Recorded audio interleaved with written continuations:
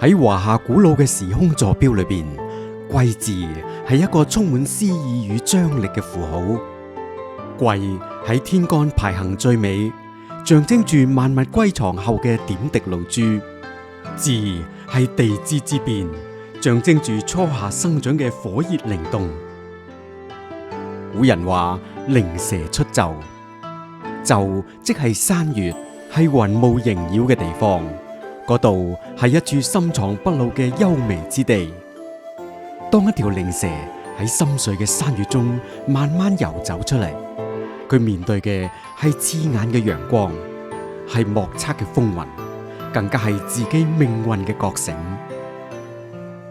跟住落嚟，我哋唔單止係拆解一組枝幹，更加係描畫緊一種人生狀態，係關於一個靈魂點樣從幽暗嘅蟄伏之中走出波瀾壯闊嘅流動。我哋首先講下癸。喺命理學入邊，癸水被稱為克龍或者係天之津液。佢同壬水唔同，壬水係奔騰嘅，癸水係細膩嘅、下沉嘅，具有高度滲透性嘅。癸水嘅人天生具備一種憂患意識同埋靈性直覺，佢哋好似深夜嘅傾聽者，能夠聽到大地最細微嘅脈動。喺人生裏邊，呢個係代表咗我哋最柔軟嘅部分，同理心、想象力，以及嗰份喺混亂中保持冷靜嘅定力。癸水坐字係一幅水火相照嘅奇景，水喺上邊，火喺下面，咁樣就意味住你嘅理智始終係監控住你嘅慾望。呢種係自我約束嘅優雅，即使內心有火，表現出嚟卻係好似水一般嘅清涼。點解話佢係一條靈蛇？因為喺佢嘅骨子裏邊隱藏住三種截然不同嘅靈魂力量，就係喺字裏邊嘅藏干。首先係丙火，呢個係蛇嘅視力，係佢渴望陽光同埋溫暖嘅本能。丙火係太陽，咁樣就令癸字嘅人心裏邊永遠存有一份向上嘅野心。無論佢哋表現得幾咁安靜，內心嘅深處始終渴望住一場光芒萬丈嘅盛況。其次係戊土，戊土係蛇嘅鱗片，係佢嘅防禦同埋根基。戊土代表咗現實主義，代表咗規矩同埋城府。咁樣就令癸字人唔會盲目衝動，佢哋每走一步都喺度計算住同大地嘅摩擦力。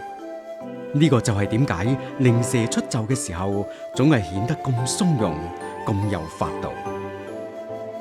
最後係最耐人尋味嘅庚金。命理云：金長生於巳。喺烈火中，庚金非但冇融化，反而被鍛造成最銳利嘅鋒芒。呢啲就係靈蛇嘅毒牙，亦都係人生嘅決斷力。喺關鍵時刻，癸字人能夠展現出令人心驚嘅冷酷與果斷。呢種火中生金嘅意象，代表咗一種喺極端壓力之下，反而能夠淬煉出真理嘅生命特質。靈蛇出岫，必須先經歷蛻皮。對於癸字人嚟講，人生就係一場不斷同昨日嘅自己告別嘅過程。癸水嘅敏感，經常令到你感到不安；巳火嘅躁動，經常令你感到焦慮。你就好似被囚禁喺一個狹小嘅山洞入邊，外界嘅誘惑同內心嘅恐懼不斷拉扯。但係請你記住，如果你唔經歷過嗰一次血淋淋嘅蛻皮，你永遠只係喺洞穴中嘅一條普通蛇仔。出岫意味住你必須接納自己體內嘅矛盾，接納住嗰一份好似丙火咁想要燃燒，但係癸水一樣嘅心又害怕受傷。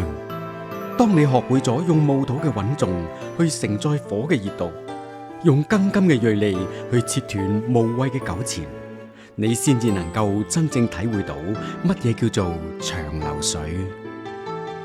納音長流水係貴字嘅最終歸宿。呢條靈蛇最終化作咗水，佢唔再執着於某一次嘅爆發，而係追求一種永恆綿延不絕嘅流動。佢繞過高山，穿過平原，佢見證過火嘅熾熱，又忍受過水嘅寒涼。